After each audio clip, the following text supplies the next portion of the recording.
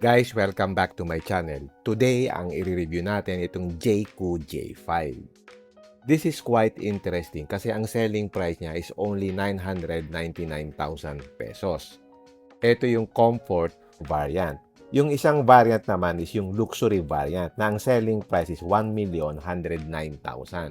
So, ang difference nila is 100,000 pesos. By the way, itong Jayco brand is owned by the Chinese automaker, yung Chery. Sa ibang bansa, yung Jayco J5, meron siyang pure EV. Pero sa Pilipinas, hybrid lang siya. So, it's a self-charging hybrid. Hindi siya plug-in hybrid. So, it's a cheaper alternative dun sa mga hybrid sa market. Gaya nung Toyota Corolla Cross Hybrid, yung Toyota Yaris Cross Hybrid, o kaya yung Honda HR-V Hybrid. Yung claimed fuel economy niya is 18.9 kilometers per liter at yung combined driving range is around 990 kilometers. Ang una mong mapapansin sa kanya is yung kanyang styling cues resembles yung Range Rover. Dito sa front fascia niya, meron siyang vertical slots which is different naman dun sa Range Rover. Dahil ito yung basic model na comfort, yung kanyang headlight is halogen. But doon sa luxury, naka-LED headlight yan.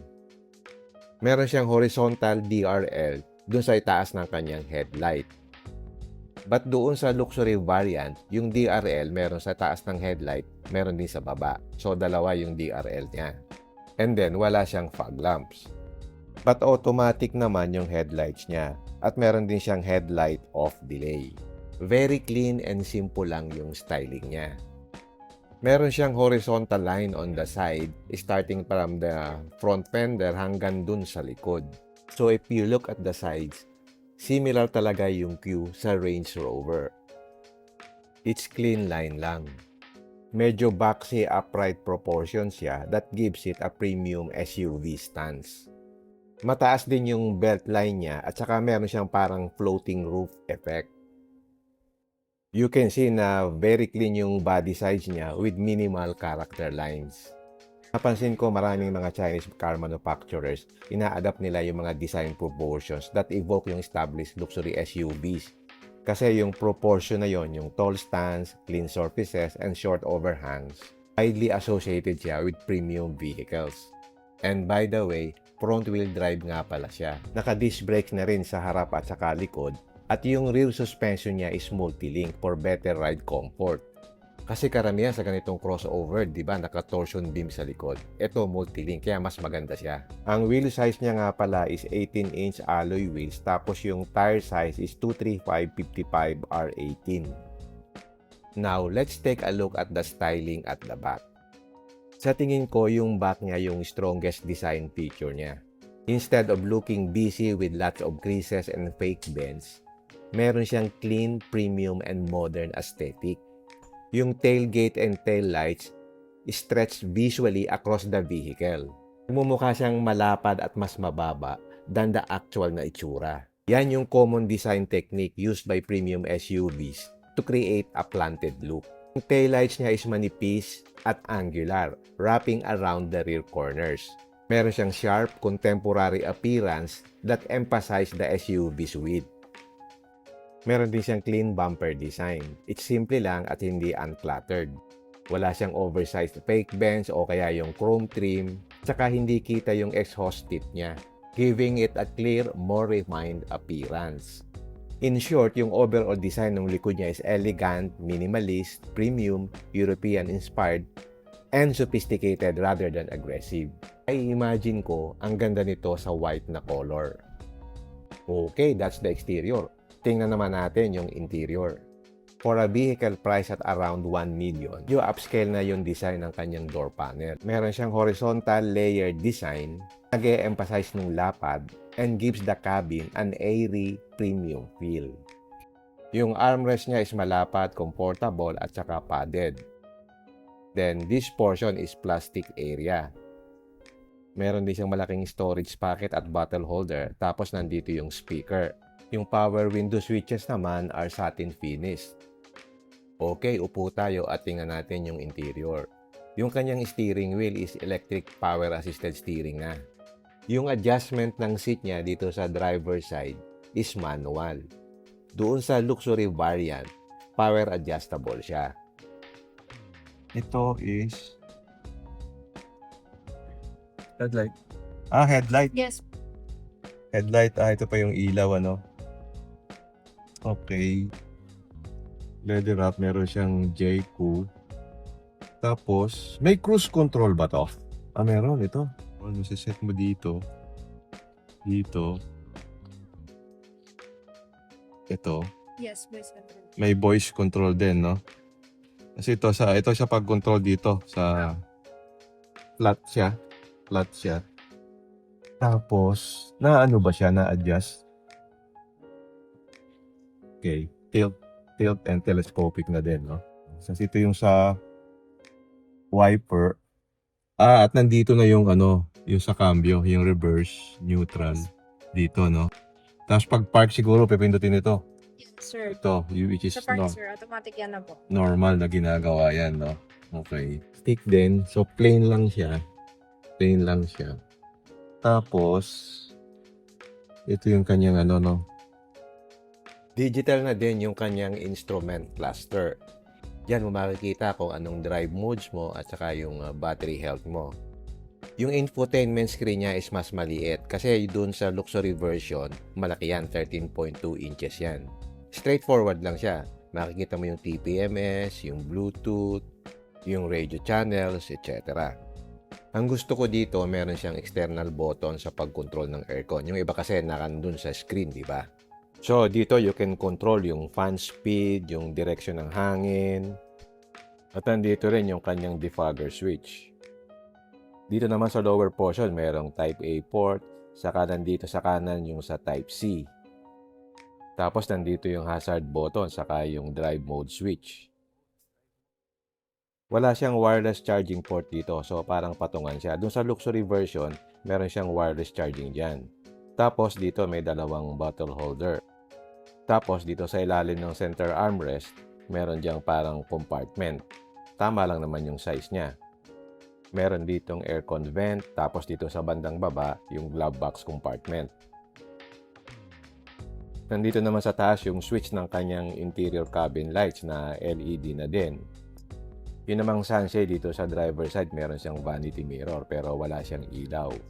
Dito naman sa passenger side, meron ding vanity mirror pero wala din siyang ilaw. Maganda rin yung headroom niya, mataas.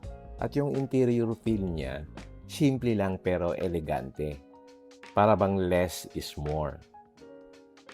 Dito sa ilalim ng center console, meron pa siyang compartment na pwede mong lagay ng gamit. Okay na okay yan kung meron kang dalang clutch bag, for example. Then, meron din siyang 12-volt socket dito sa ilalim. Okay, check naman natin yung rear area. Tapos yung door panel, pareho rin ang design dun sa harap. Plastic yung sa ibabaw. Nandito naman yung kanyang speaker sa bandang itaas. Tapos itong armrest na padded. Meron din siyang map pocket dito. Tapos dito sa likod ng center console, meron siyang aircon vent. Isa lang yan. And then dito sa ilalim ng aircon vent, meron siyang Type A na charging port. Yung flooring naman niya medyo nakaumbok ng konti pero parang flat na rin siya. So sa gitna medyo komportable naman kasi meron kang headrest dito sa center. Kaya lang wala siyang center armrest dito. Pero yung sa luxury version, meron siyang center armrest saka cup holder here. Fabric material nga pala yung seat niya, hindi siya naka-leather seat. It's 60-40 split, tapos meron siya ditong ISOFIX tether. Maganda rin yung legroom niya, tapos yung headroom okay din, mga 1 dangkal pa yung space from my head. So, simple lang talaga yung interior. But for a 1 million peso crossover na hybrid, okay na okay ito. Okay, buksan natin yung tailgate. Manual lang ang opening dito. Meron siyang ilaw dito at meron din siyang hook dito sa dalawang tabi. Then, pag inopen mo itong pinaka-cover dito, ganito ang itsura sa ilalim. Wala siyang spare tire. Nandito yung kanyang battery. Pero actually, pwede ka siguro maglagay dito ng spare tire kasi nakalubog naman siya eh. So itong second row seat, pwede mong ibaba itong pinakasandalan niya para magkaroon ng additional space. So from 400 liters, magiging 1,200 liters na yung space mo. At dito pala nakalagay yung kanyang early warning device. Okay, yan yung interior niya. Okay, check naman natin yung kanyang powertrain. Itong Philippine Spec J5, meron siyang super hybrid system. Bale, series parallel, full hybrid siya. Unlike yung mild hybrid, yung electric motor plays a major role in driving the vehicle. Meron siyang 1.5 liter naturally aspirated 4-cylinder gasoline engine na direct injection. Then meron siyang electric motor na may maximum power na 150 kilowatts at maximum torque na 310 newton meters. Yung electric motor delivers instant torque. Kaya makikita nyo yung J5 feels quick from standstill. Ang combined system output niya is 165 kW at ang torque is 295 Newton meters.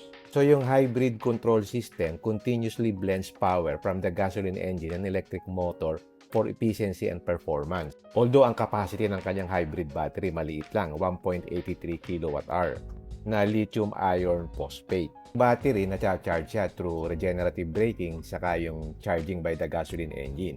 So hindi siya designed for external charging. It also uses dedicated hybrid transmission rather than the conventional automatic or CVT. Bale, yung transmission niya is specifically designed for hybrid operation at pwedeng mag-drive using only electric motor sa low speed, use the gasoline engine alone when appropriate, and combine both power sources during acceleration. Then it recover energy during deceleration. For highway cruising, usually gasoline engine yan with some electric assistance. Kung starting from stop, mostly electric motor. Nag-a-assist yung electric motor para strong yung kanyang acceleration. Pag nagbe-brake ka, merong regenerative braking that recharges the battery. So nagdadrive lang siya at EV alone briefly at low speeds. So nag-a-assist yung electric motor for fuel efficiency. Now, ano naman ang mga pros and cons? After looking at the Jayco J5 as a whole, not just the specs, I think it's one of the most compelling hybrid SUVs around the 1 million price point. But syempre, meron din siyang strengths and weaknesses. Ang unang pro niya for me is yung kanyang outstanding value for money. Kasi at 1 million to 1.1 million, meron siyang mga features na often found dun sa more expensive SUVs, making it a strong value proposition. Pangalawa, meron siyang strong hybrid performance. With a combined 221 horsepower, it's among the more powerful compact hybrid SUVs in its price range. Advantage niya, meron siyang quick acceleration, responsive sa overtaking, and smooth city driving, thanks to the electric motor's instant torque. Number 3 pro niya is yung kanyang excellent fuel economy. It's self-charging hybrid, so you don't have to worry about plugging it in. Hindi mo na kailangan mag-install ng home charger. It can travel up to 980 kilometers in one full tank. Another pro niya is yung kanyang premium looking design. Meron siyang European-inspired design language para siyang Range Rover. Looks like a vehicle costing significantly more. Another pro niya is yung kanyang comfortable ride kasi naka-multi-link rear suspension siya. So better ride quality siya at more stable handling over uneven roads. Another pro niya is yung kanyang technology. At 1 million to 1.1 million price point, generous yung equipment list niya. If you get the luxury variant, meron siyang large touchscreen, digital instrument cluster, wireless Apple CarPlay and Android Auto, 360 camera, may wireless charging, powered tailgate, saka panoramic sunroof. Pero yung comfort variant, wala siyang sunroof at wala din siyang 360 camera at wala din siyang ADAS. At lastly, meron din siyang comprehensive safety features. Sa luxury variant, meron siyang adaptive cruise control, autonomous emergency braking, lane keeping assist, blind spot monitoring, o kaya yung rear cross traffic alert. Magdadagdag ka lang ng 100,000, meron ka ng ganyang mga features. What about mga cons niya? It's a new brand in the Philippines. So, ito yung biggest consideration nyo. For long-term reliability, parts availability, saka resale value, question mark pa yan. Second is smaller yung kanyang dealer network. So, if you live outside sa mga major cities, kang challenge yung mga authorized service center. Another con niya is wala siyang true EV mode. Maliit lang yung battery niya, 1.83 kWh lang. It allows only short periods of electric-only driving at low speeds. So, kung gusto mo mas mahaba yung EV mode, yung plug-in hybrid ang mas maganda. Another konya is yung brand perception. Some buyers are still cautious about newer Chinese brands. While Chinese manufacturers have significant progress in design and technology, yung public confidence often takes years to build. And another konya for me is yung build quality. Pagdating sa interior, yung panel gaps at yung mga materials na ginamit is hindi ganun kaganda. Similar yung quality niya dun sa mga VinFast. But I think for its price na 1 million lang, it's still good enough. But don't expect yung mga quality na materials sa mga high-end na Chinese cars. In summary, yung Jayco J5 is an interesting vehicle.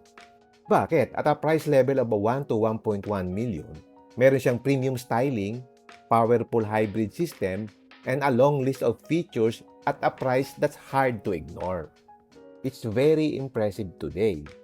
Tanong lang is whether Jayco can back it up with a dependable ownership and strong after-sale support over the years. Kung magagawa nila yan, magiging one of the standout value for money hybrid SUV yan in the Philippine market. Kasi ngayon, mas mura pa siya than a compact sedan. At 1 to 1.1 million, meron ka ng compact crossover na hybrid. So, ang ganda talaga ng kanyang value proposition. Very tempting siya.